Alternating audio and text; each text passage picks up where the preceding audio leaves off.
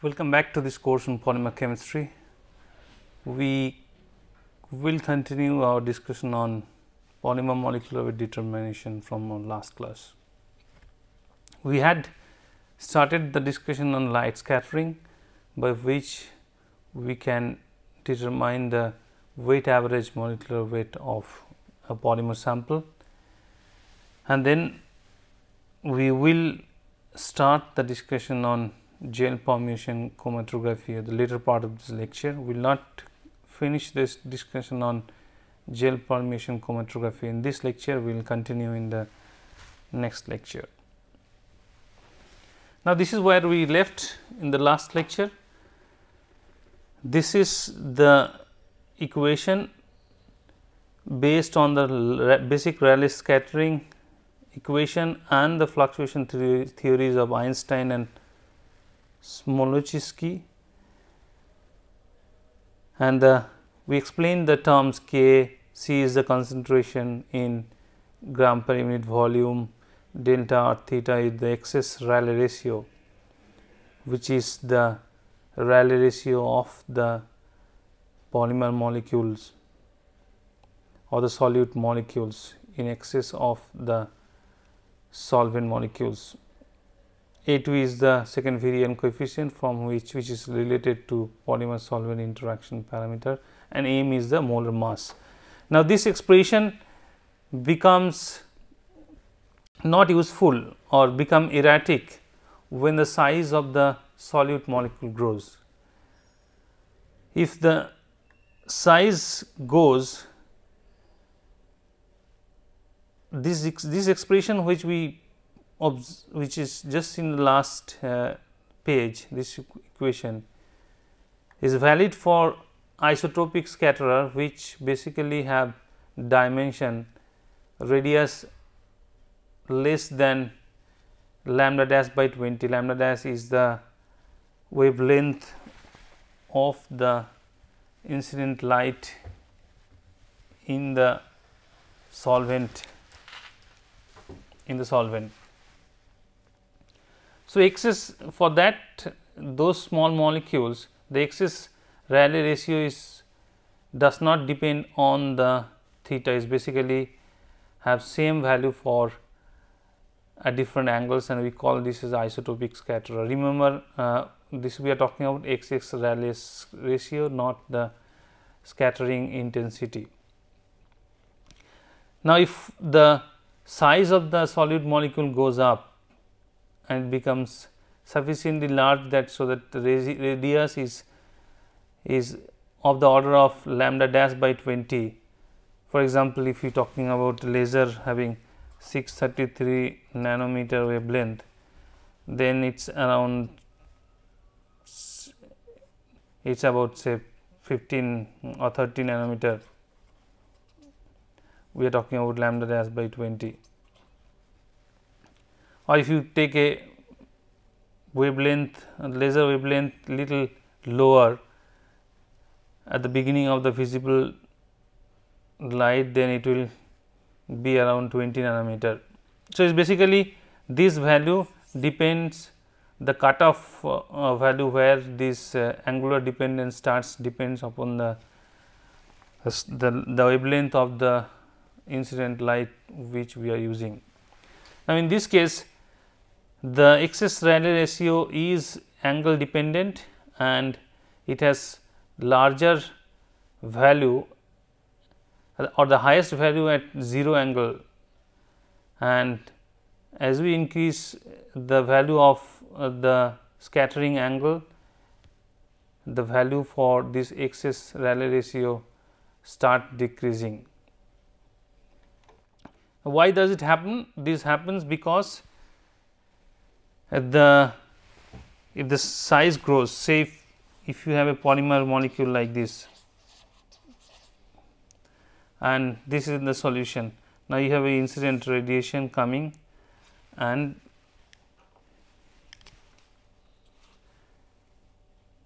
and it is getting scattered from here and it is going to the detector at 0 angle.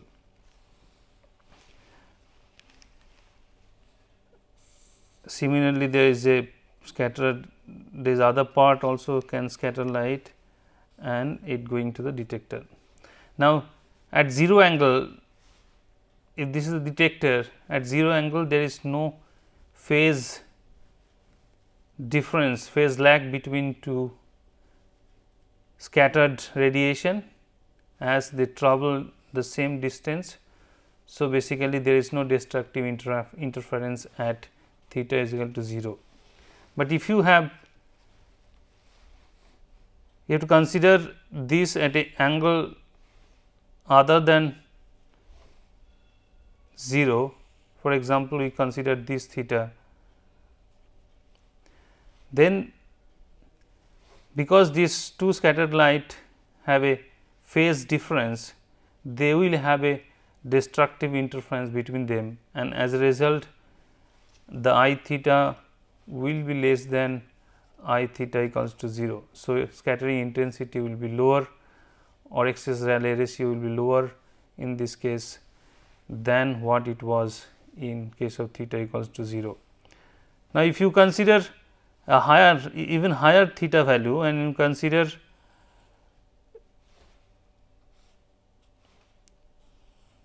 a theta like this, which is higher than theta 2, then the phase difference between the two scattered light is even higher. Okay. As a result, there will be more destructive interference between the scattered light from different parts of the polymer molecules. These scattered lights are from different parts of a polymer molecules. So, this diminishing of the excess Rayleigh ratio at a higher angle than 0 is because of the destructive interference between the scattered light from different parts of same molecule, or as a result of intramolecular destructive interference. And the higher is the angle, the excess Rayleigh ratio becomes even smaller. So, this shows the what we explained in just now. So, the same what is just explained in a minute. So, the angular variation of scattered light is directly related to the size of the molecule. The larger is the size, there will be more variation because there will be more destructive interference because of the intramolecular the scattered lights which is coming from intramolecular different regions, and this starts around, as I said, lambda dash by 20, it starts this destructive interference time. So, see, intensity of the scattered light actually becomes also proportional, in addition to it become depend upon the molar mass, concentration and dN/dc square. It also depends on the p theta, which we call the form factor or angular scattering factor, and p theta value is 1 at 0 theta equals to 0, because we do not see any destructive interference, and for all other angles,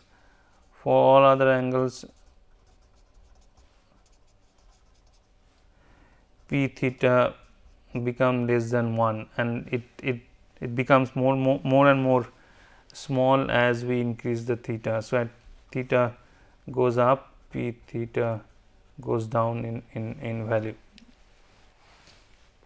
So, basically now by studying the p theta, angular variance or angular variation of p theta, we can get information about the size of the polymer molecules.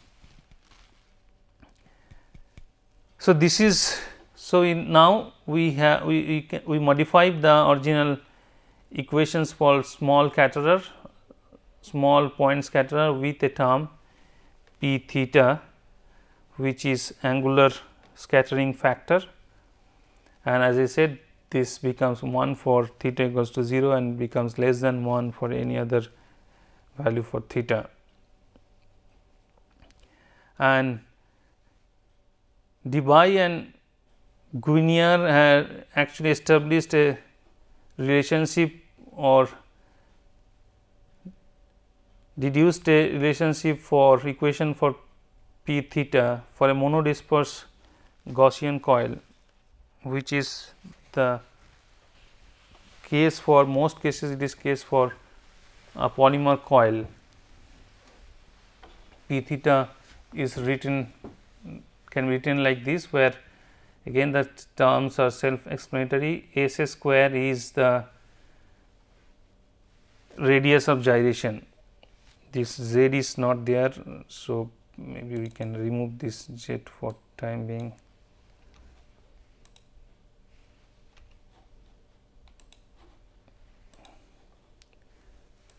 So, for monodisperse Gaussian coil, this is the equation where S square is the radius of gyration. Sometimes it also written as RG square, which is basically radius of gyration. So, we can combine these two equation and we get this expression. This covers the original scattering equation from by Rayleigh and this fluctuation theories of Einstein and Smoluchowski, and this is from by Debye and Guinier, which quantify the p theta term, angular dependence term. Now, this is valid for dilute solution where no intermolecular interference, and this also valid for low scattering angles, which comes to a equation form like this.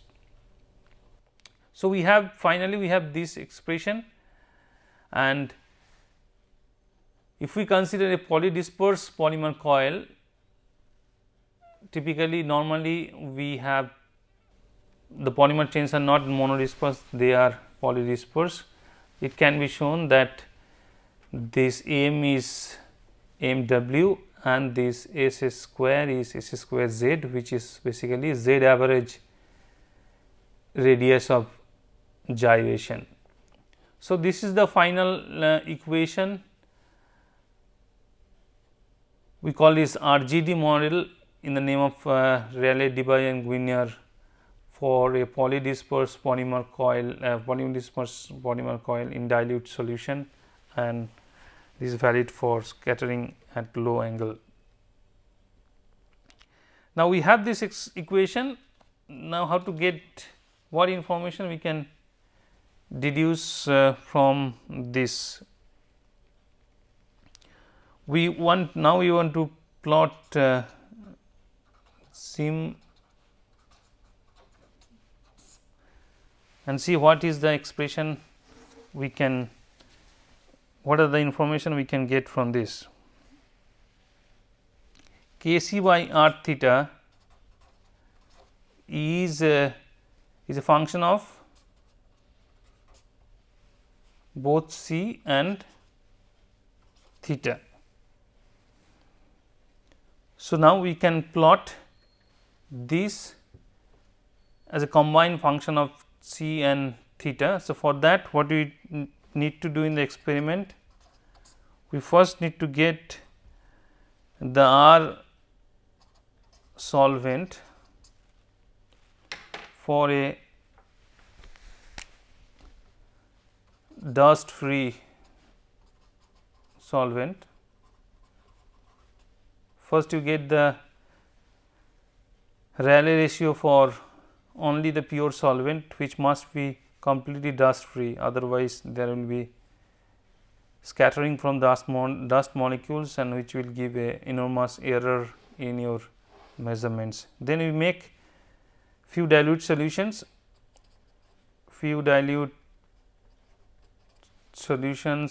solutions of different concentrations, and say C1, C2, C3 and so on, and get our solution for all these concentrations. And once we get our solution, we have the value for our solvent, which will give us the value for delta R, and if we measure at different angles, it will give us the value for delta R theta.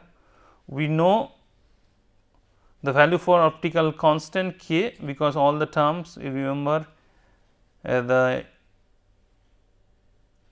refractive index of the solvent molecule, we need to get the dNdC value for the polymer molecule, specific refractive index increment for the molecules, and we know the lambda and so Na and so on. So, we know the value for K, and we know the concentration term here, we know delta R theta.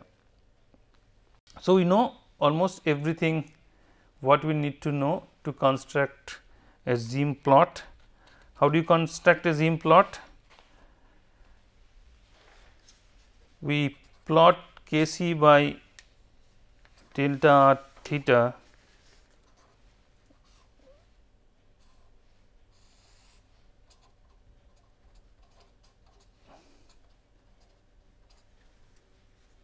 as we said that this term is a function of both theta and concentration.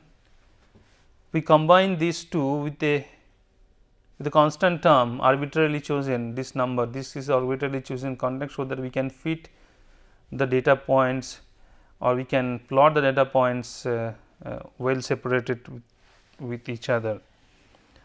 So, we now have the measurements done for all the solutions at different angles. So, we now plot the data. For example, we take first concentration C1 and plot the points at different angles, theta 1, theta 2 and theta 3. For simplicity, we are just maintaining or just showing 3 data points. In practically it should be many more angles. So, that is for the first solution theta C1. Similarly, we can do it for second concentration C2 and get the this value, get delta theta excess radial ratio at different angles. Similarly, we get for the third solution. So, here we are only showing for 3 concentration, but in practically there should be more concentration, and we are only showing data for 3 angles.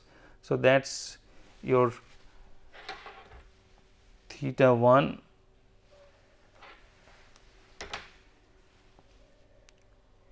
so that is theta 1, this is theta 2 and this is theta 3. So, you have 3 solutions with 3 the data for 3 angles. So, 9 data points. Now, we extrapolate this data. So, we for a fixed theta we can extrapolate to C1 equals to 0, C is equal to 0.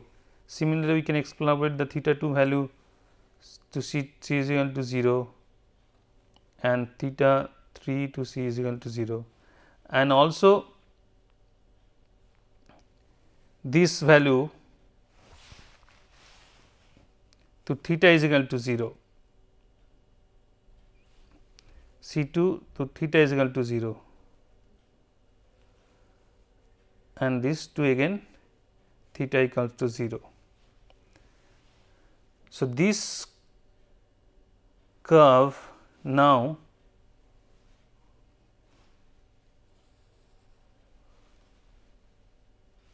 is for theta equals to 0 and this is for C equals to 0. So, these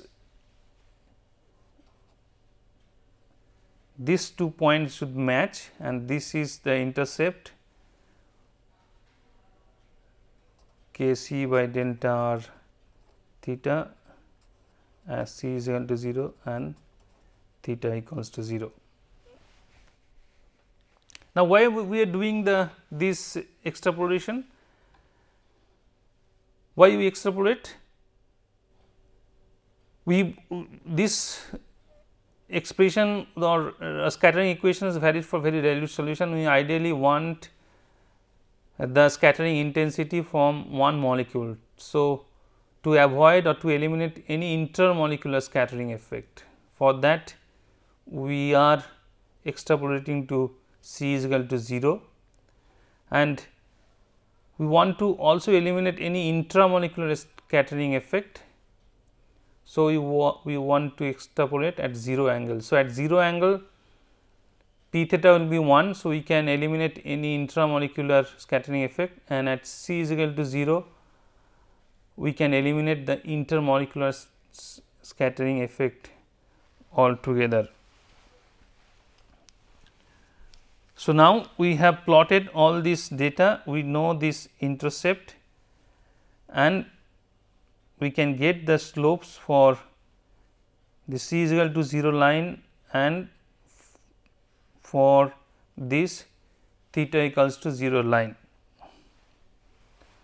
So, if you remember this expression, if you go back and just look at this expression and just plot C is equal to 0 lines and theta equals to 0 line, we can get and see what are the information we can get. So, K C, the intercept, C is equal to 0 and theta is equal to 0 should give you 1 over weight average molecular. So, these two intercept should match, this is this line and this line should match in the same intercept.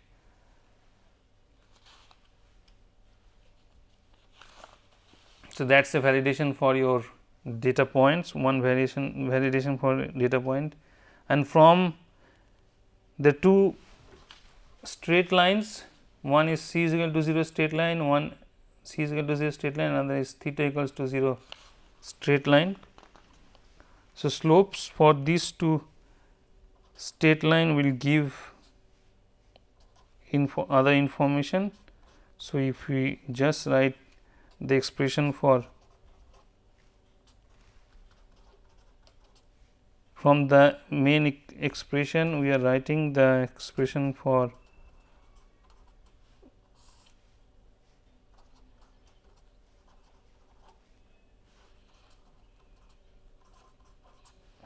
so, this is the expression for theta equals to C equals to 0 line. So, if you put C is equal to 0 here, you get this expression,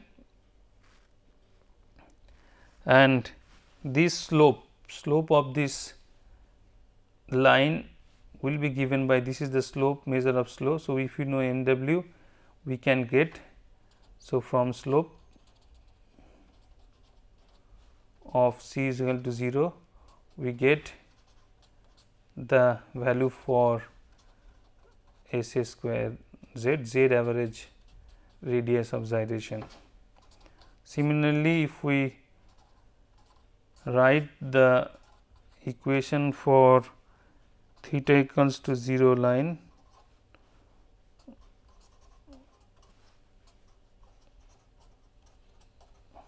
we get this, and if we only dealing with very dilute solution, so we can ignore these higher terms.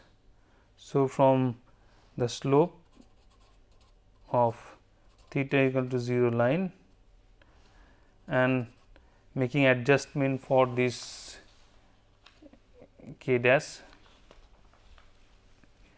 I am making adjustment for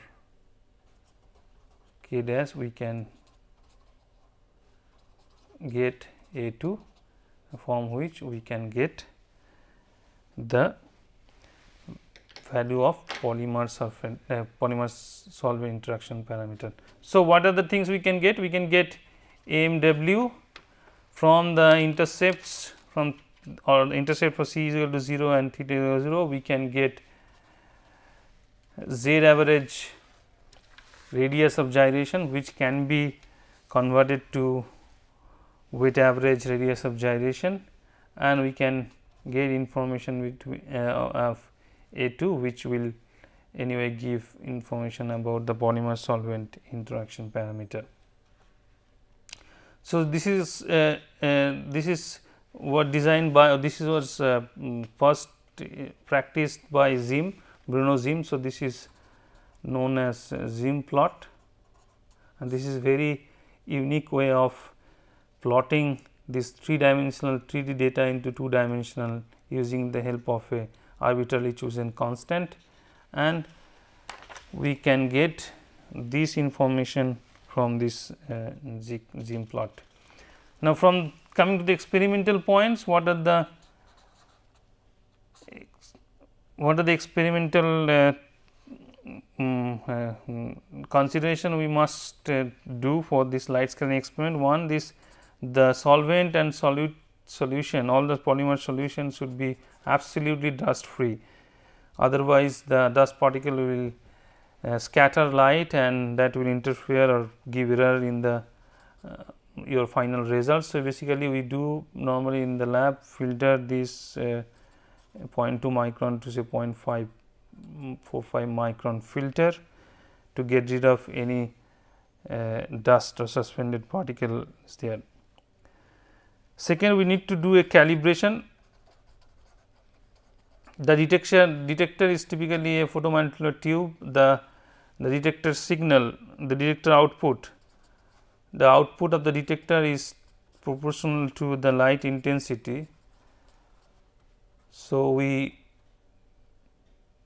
need to convert the voltage output to the intensity. So, for that we need calibration, and calibration is typically done with toluene, because for toluene we know it has a very high Rayleigh ratio and it is easy to purify. So, toluene has high R value, Rayleigh ratio, and pure form easily available. So, we use to calibrate the detector with toluene. So, we can know, if we know, we can basically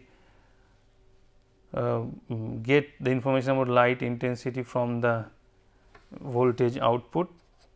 Number 3, we have to, if we are using more than one detector, we have to do normalization of the detectors, because the detectors may be of different sensitivity, and they are having different scattering, because if they are placed in different angle, then their scattering volume may be different, and the scattered light may also refract. So, for this reason we need to normalize the detector. So, if you have several detector placed at different angles, theta 1, theta 2, theta 3 and so on, we need to normalize the signal from this detectors. So, what we do, we take a isotropic scatterer, and because we know isotropic scatterer, the delta r theta is temperature the angle independent. So, delta r for isotropic scatterer is angle independent, scatter r is for angle independent. So, what we do, we take a isotropic scatterer, for example, say for organic solvent we can take polystyrene about 30 K, which is typically 5 nanometer, and for typical razors this is less than the lambda by 20. So, typically this will act as a isotropic scatterer, and the signals which we can normalize with a particular particular detector which is placed at 90 degree. For aqueous solvent, so aqueous solvent we can or aqueous solution we can use BSA, which in aqueous solvent typically had 2 nanometer dimension, radius is 2 nanometers. So, this is also again a isotopic scatterer. So, we need to do calibration and then we need to do the normalization of the detector signals. Fourth thing we must do is accurately PPR solution, so that there is no error in the concentration values, because this is very important to know the concentration values. Here we need to get the accurate value of dN by dCs, and it is more important because the final expression had dN by dC square term. So, if there is error here, we get in the value of dN by dC, which is gets multiplied many more, it becomes more in the final value of determined MW. We also know that the P theta value or P theta expression, which we just showed, it is for Gaussian coil or random coil, which typically polymers are in common solvents. But if you know that, or if you anticipate that your polymers are very stiff rod like or a very hard sphere like, then you need to use the different expression for P theta, and there should not be any aggregate formation. Even though you are using very dilute solution, you should make sure that especially if this is very important for proteins and other biomolecules, that no aggregation takes place. T temperature of the solution must be fixed, otherwise you might get error. If you want to increase the sensitivity, the lambda on the incident light goes, you can decrease the lambda, because the I theta is proportional to 1 bar lambda to the power 4. So, if you reduce the lambda, then your sensitivity goes up. It is not good for the light scattering technique is not so good for low molecular weights,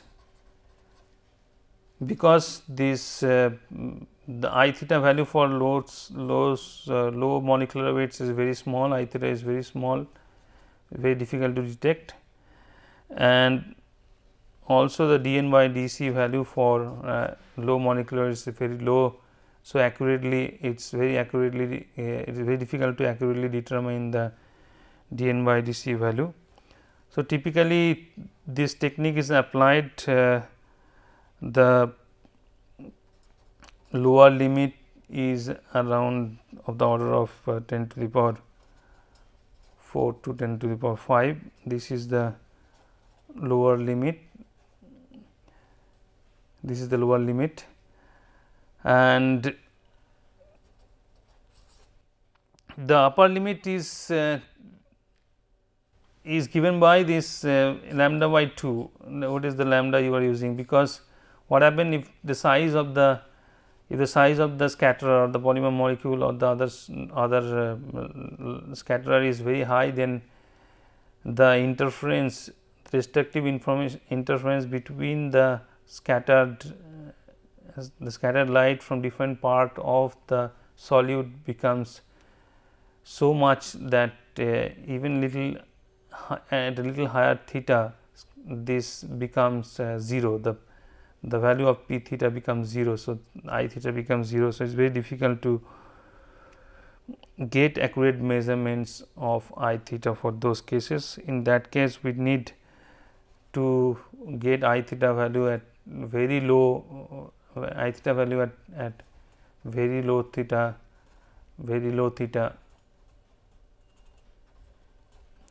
to know or to find out accurate information. So, basically upper limit for determination becomes lambda dash by 2, where lambda dash is the wavelength of the light in that particular medium.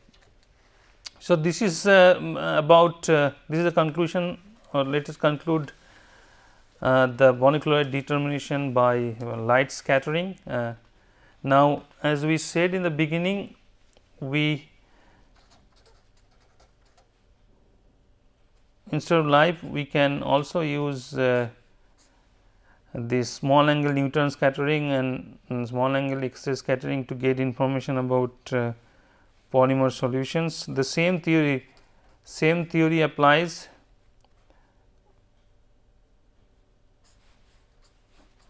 as in case of light scattering. Same theories applies. The expression for Kas, the optical constants are different because, so the Ks are different for different cases, because the source of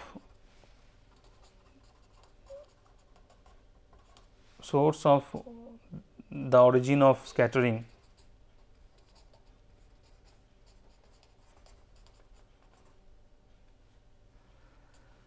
for light scattering for LS, this is the difference in polarizability. Difference in polarizability, which difference in polarizability of the medium which causes the light to scatter. So, K light scattering is proportional to dN by dC square, whereas for X-ray scattering it is due to difference in the scattering is due to difference in electron density.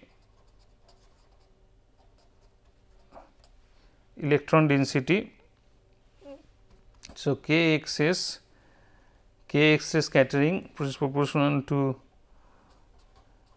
the difference in the electron density, and for neutron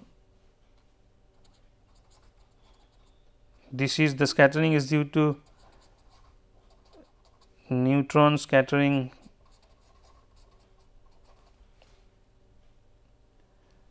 length. So, Kns would be proportional to length density. Okay, so, depending upon what is the origin for scattering for different electromagnetic radiation, whether it is a light scattering or X-ray or neutron scattering, the optical constant will be dependent on whether it is a difference in the polarizability or electron density and so on. Now, X-ray is very small in wavelength compared to a visible light, which is having 400 nanometer to 800 nanometer, it is about only 0.1 nanometer, whereas the neutron is about 0.1 nanometer to 2 nanometer. So, remember the upper limit of the measurements were about lambda dash by 2. So, that was the upper limit. So, for having any meaningful information about this from this X-ray and neutron scattering, the scatterer must be very small, and what you need to do, you need to place or you need to measurements at very low theta, typically less than 2 degree. Now, if you want to get information or detect the scattering intensity such a low angle, then you need to place your scatterer. If this is 0 degree, then if you want to measure at 2 degree, then you need to place your scatterer at very large distance away from the scattering particles. So, the path length between the scatterer and the detectors for these techniques is much longer. So, basically you need huge equipments like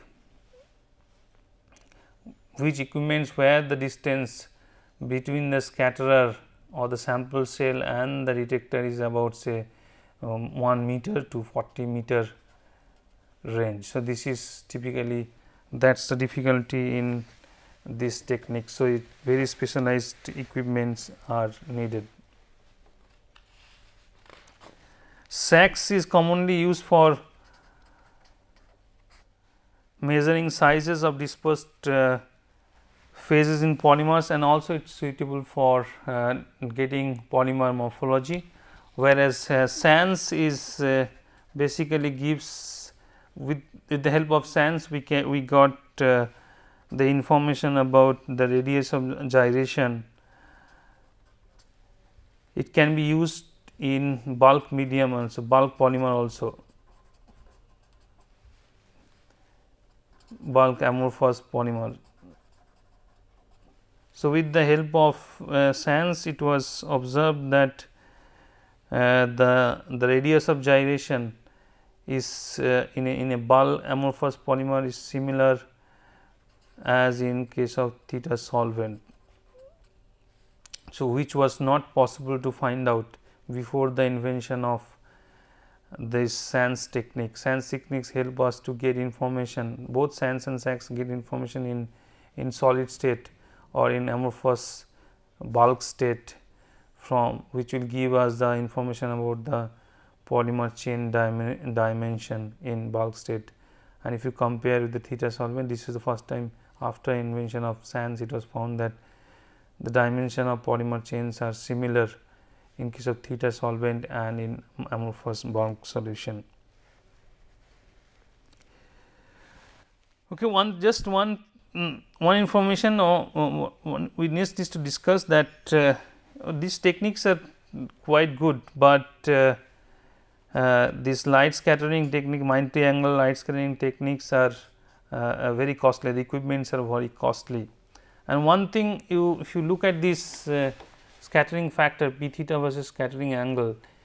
Now, if you know or if you have some approximate about length of the molecular of your polymers, then you know how this polymer or how the scattering factor p theta will vary with scattering angle. For example, if you are dealing with 100K polystyrene molecules, which typically we deal with in lab, then you look that the p theta does not decreases much with scattering angle. The scattering angle decreases much with the p theta, the scattering factor decreases much with the scattering angle when you have a large molecule where dimension is larger.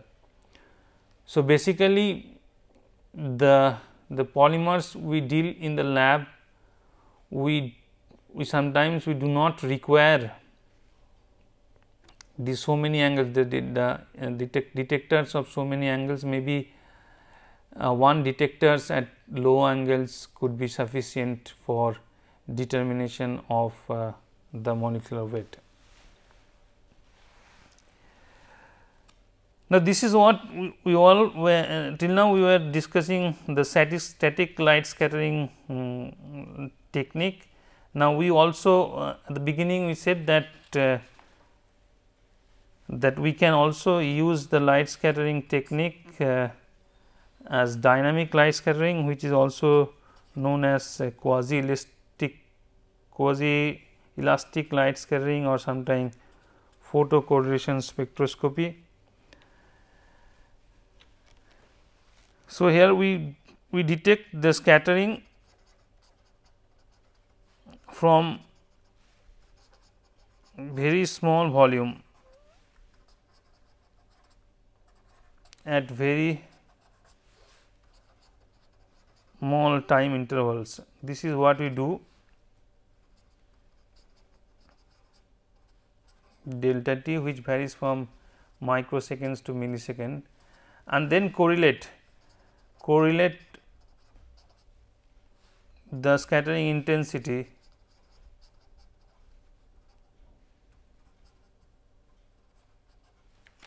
fluctuations with time.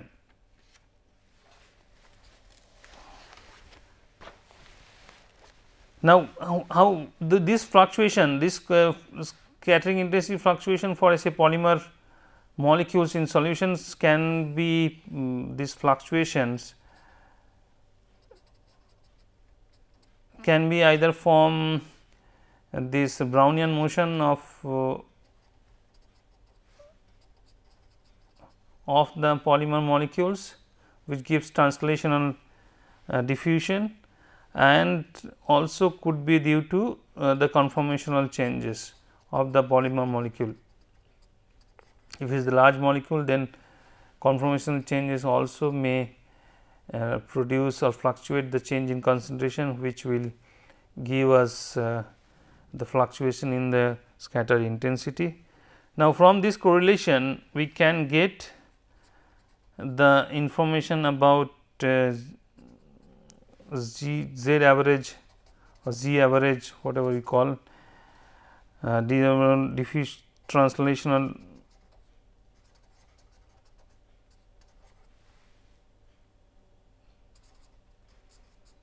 without not going into much in the equations. We can just say that this correlation give us the information or the value of Z average translational diffusion coefficient, and this dz we know is equal to this quantity where k is the Boltzmann constant, T is T0, T is the temperature, and F0 is we can get from Stokes equation 6 pi eta 0 RH, where RH is the hydrodynamic volume.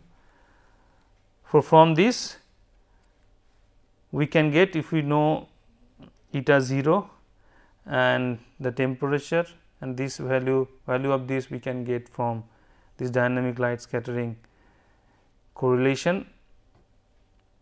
So, the information about RH, hydrodynamic radius of the polymer molecules in solution, can be obtained. So, now we discussed the various static light scattering techniques, and we know we use of light scattering technique we can get weight average molecular weight. We can get also information about this polymer solvent interaction parameter and the radius of gyration, and with the help of dynamic light scattering we can get information about the hydrodynamic radius of the polymer molecules in a solvent for a particular temperature.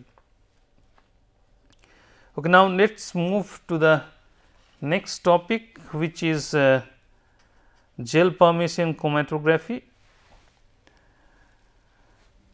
GPC. And now till now we were discussing techniques which either can detect say viscosity average molecular weight or number average molecular weight or the weight average molecular weight by themselves, but these methods were not enough to get the entire distribution of the polymer sample. Now, this technique, gel permeation chromatography, in short GPC, allows the measurements of the entire molar mass distribution, which enables us all the molecular averages to be computed, which was not possible with the other techniques.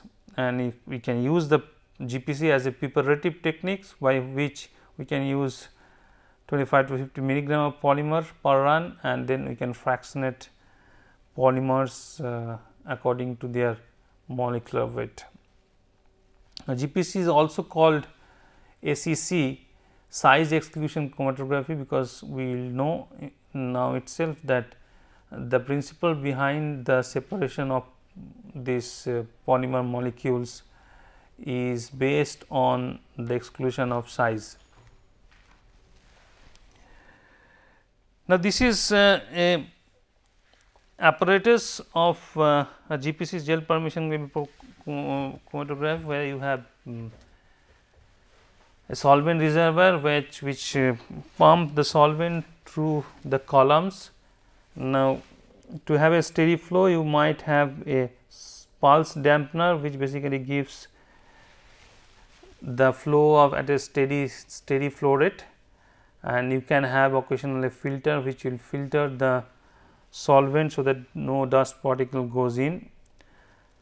Here you inject sample, basically sample goes in the column. You can have one or more columns connected in a series, and the polymer sample gets separated according to their size, hydrodynamic volume in these columns, and when they come out you have a detector which detects the polymer molecules, and with the help of computer you can analyze this data. So, basically in principle you inject the polymer samples in a column which is consist of beads, gel beads, crosslink gel beads, highly crosslink gel beads. The beads are typically having diameters of 5 micron to 10 micron, and they have definite pore size which can start from say 10 to the power 100 Armstrong or 50 Armstrong to 10 to the power 5 Armstrong. So, pore size might vary from very low to moderately high, and they are packed with beads having diameter of 5 micron to 10 micron. These beads are porous, again beads are porous with a pore size varies between say 50 Armstrong to 10 to the power 5 angstrom, and the polymers get separated in this column, and then you can get detect the polymers using detectors, concentration detectors like UV-IR or refractive index detector. So, the principle is that you have pores in the column, and the polymer molecules which are higher size, they do not or cannot go inside these pores.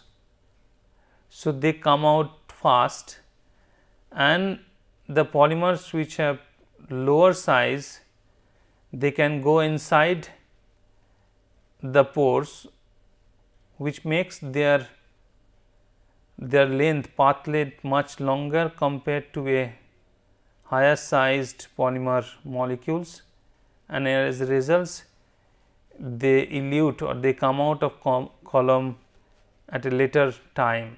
So, basically if you put a mixture of different size polymer, in this case only two size is shown here, a big and a small molecule. Big one cannot go inside the pores, so will come out fast, and the smaller one can go inside the pores and which will take more time to come out. Obviously, polymers chains are also having a distribution, so does the pore size also. It is not that all the pores are having same size. The pore size also have some distribution, so that there are different pore size available, and you always know that it is the polymers are not as distinct as this, they are also having different size or different molecular weights. So, with flow, when this polymer mixture goes through the columns, the larger ones move faster, and as a result at the end of the column or end of the path, the larger ones come out earlier and you get the smaller ones come out later.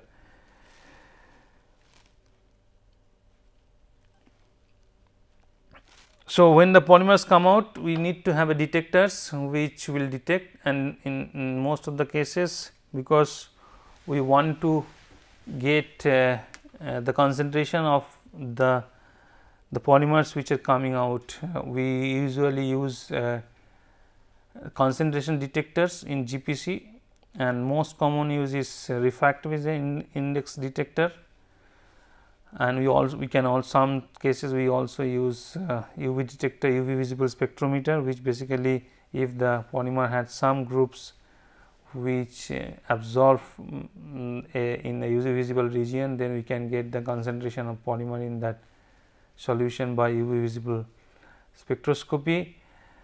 Recently, evaporative mass detector is getting popularity, where the polymer solutions are evaporated and the scattering from the polymer globules are measured. And we can also use infrared spectrometer, but it is not very common. So, what we get at the end of the GPC experiment, we get a detector response and with the elution volume. So, the higher molecular weight or higher size, hydrodynamic size polymers will come out faster with lower elution volume, and the lower ones will come out later. So, we get a detector response like this.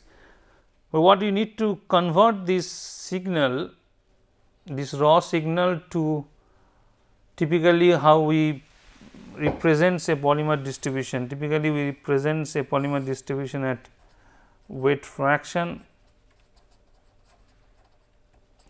versus molecular weight. So, we need to convert this to this type of expression, so that we can get a curve like this, and we can get Mn, Mw and the other Mz and so on from this curve.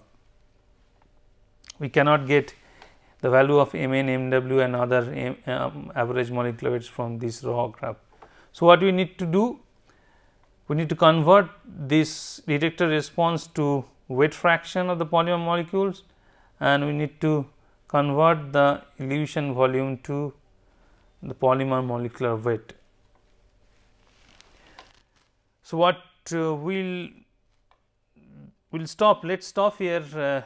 What we will do in the next lecture is to start from here, from this curve, and first we will know how to convert this detector response to weight fraction of the polymers and elution volume to molecular weight, and then discuss about the different aspect of gel permeation, chromatography, calibration and the other experimental related things.